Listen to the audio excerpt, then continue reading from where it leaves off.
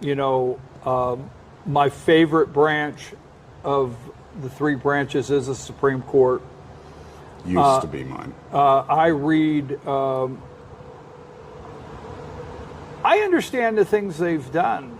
I do. I understand the things they've done. But you do know this. If you go back and really study, when I say study the Supreme Court, there are decisions that have been made by the Supreme Court that if people think right now, and I'm not saying it is, that's a subject I'd love to have the discussion on, but if people right now are saying, well, the Supreme Court is political, then they've not studied the history of the Supreme Court. Agreed. Okay. Again, and I didn't just take a side. You understand what I'm saying? When you look at what is I mean, the Warren Court, go back to the Warren Court. 193 years. Exactly. When you look at the 193-year history, whatever that number is, when you look at the broadcloth history of the Supreme Court, there's nothing new going on here. The key differences are the public is, by choice or by force, being made aware of it, of the day-to-day activities. You know why I enjoy the Supreme Court? And it does get that partisan application applied to it, no matter what the decision is.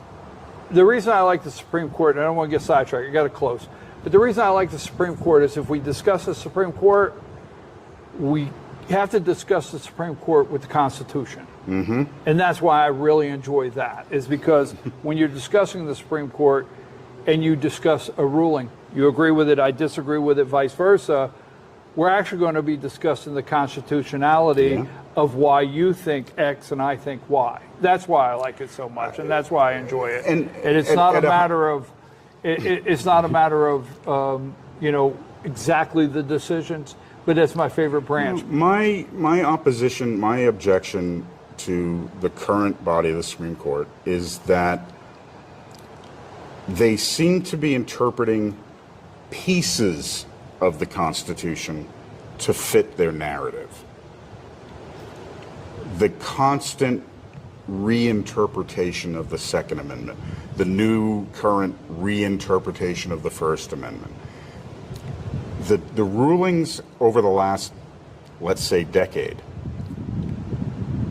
aren't wholly based on the constitutionality of the subject. The rulings seem to be based on the popularity of the piece of the amendment that they're using to support their argument. You know, the whole thing about, and I know this is a dangerous subject. I like danger, go ahead. But grab it. This is Georgia. This is gun country. And the freedom to bear arms shall not be infringed. The advocates of that always seem to either intentionally or conveniently omit the first part of that in the amendment that says a well-regulated militia. Well, a well-regulated militia doesn't mean anyone can go out and have unlimited amounts of guns, flamethrowers, and bombs. It just means that a well-regulated, first of all, means organized, which implies that there is a level of leadership and structure. Would you agree with that? A militia is a organization. And when it's applied militarily, it has a command structure. So my opposition to the rulings of the Supreme Court recently are that they're focusing on a specific wording that supports the argument at the expense of the rest of the amendment, or the rest of the statement within the amendment.